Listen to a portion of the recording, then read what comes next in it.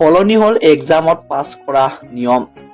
যোৱা বছৰ য'ত 30 নম্বৰ পালে পাছ বুলি কোৱা হৈছিল, এইবাৰ 30 নম্বৰ পালেও তোমালোকক ফেল বুলি কোৱা হ'ব।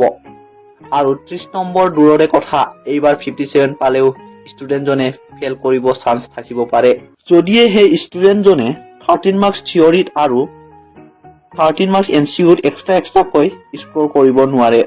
সেবাই এই বহুতো নিয়ম চেঞ্জ কৰিছে, কিন্তু এই নিয়মটো চেঞ্জ কৰাৰ কাৰণেহে বহুতো ছাত্ৰ ছাত্ৰীৰ বিপদত পৰিছে। আহা দেৰি নকৰি চাই যাও এই নিয়মবিলাক। এইবাৰ 13 মাৰ্কছ থিয়ৰীত স্ক'ৰ কৰিব লাগিব আৰু MCQত 13 মাৰ্কছ স্ক'ৰ কৰিব লাগিব। MCQত 13, থিয়ৰীত 13 এক্সট্ৰাকৈ পালেহে তোমালোকে পাছ হৈ যাবা। এতিয়া ইংলিছত চোৱা, থিয়ৰীত 13, MCQত 13, টোটেল কিমান? 26 মাৰ্ক। 26 মাৰ্ক পালেহে তোমালোকে পাছ হৈ যাবা। তাৰপিছত মেথছ, সায়েন্স, ছ'চিয়েল সায়েন্স, ইংলিছৰ দৰেই একে থাকিব আৰু MILত আগৰ চিষ্টেমটোৱে ফলো হ'ব। 30 নম্বৰ পাব লাগিব পাছ কৰিবৰ কাৰণে। লগতে যোনটো তোমালোকৰ ইলেক্টিভ সাবজেক্ট, তাত পাছ কৰিবলৈ 30% মাৰ্ক লাগিব। যদি তোমালোকৰ ইলেক্টিভ সাবজেক্টত 100 মাৰ্কৰ আহে, তেনেহলে 30 মাৰ্কছ লাগিব পাছ কৰিবলৈ হলে। আৰু যদি 70 মাৰ্ক আহে, যেনেকৈ কম্পিউটাৰ সায়েন্স, তেনেহলে 21 মাৰ্ক পালে তোমালোকক পাছ বুলি কোৱা হ'ব।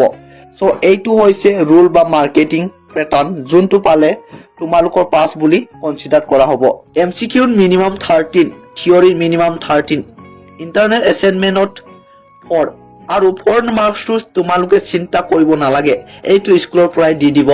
MCQত টোটেল 45 মাৰ্কছ, থিয়ৰীত টোটেল 45 মাৰ্কছ, ইণ্টাৰনেল এছেছমেণ্টত 10 থাকে আৰু টোটেল 100ৰ হয়। ইয়াত মই তোমালোকক এক্সাম্পল দি দেখাম যে যদি কোনোবা ষ্টুডেণ্টে MCQত 11 পায়, থিয়ৰীত 30 পায়, ইণ্টাৰনেল এছেছমেণ্টত 8 পায়, টোটেল কিমান হ'ল? 49 মাৰ্কছ।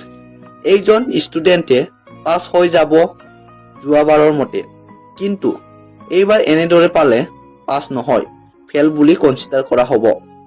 এইজন ষ্টুডেণ্টে ফেল হ'ব কিয়? কাৰণ MCQত 13তকৈ কমিছে, 13তকৈ কম পালে ফেল। এতিয়া কোনোবা ষ্টুডেণ্টে সুধিব যে ইণ্টাৰনেল এছেছমেণ্টত 8 মাৰ্ক দিলে তাৰ পৰা 50% মাৰ্ক MCQত আৰু 50% মাৰ্ক থিয়ৰীত এড কৰি দিব নেকি?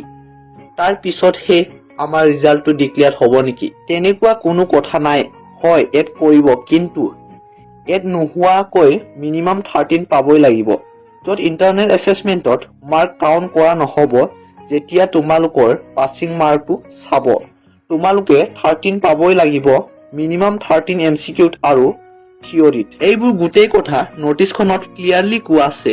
আৰু এটা এক্সাম্পল দিছো চোৱা, কোনোবা ষ্টুডেণ্টে বোলে থিয়ৰীত 45ৰ ভিতৰত 45 পালে, কিন্তু MCQত 45ৰ ভিতৰত মাত্ৰ 12হে পালে, যোনটো আমাৰ পাছিং মাৰ্কতকৈ কম হৈ আছে।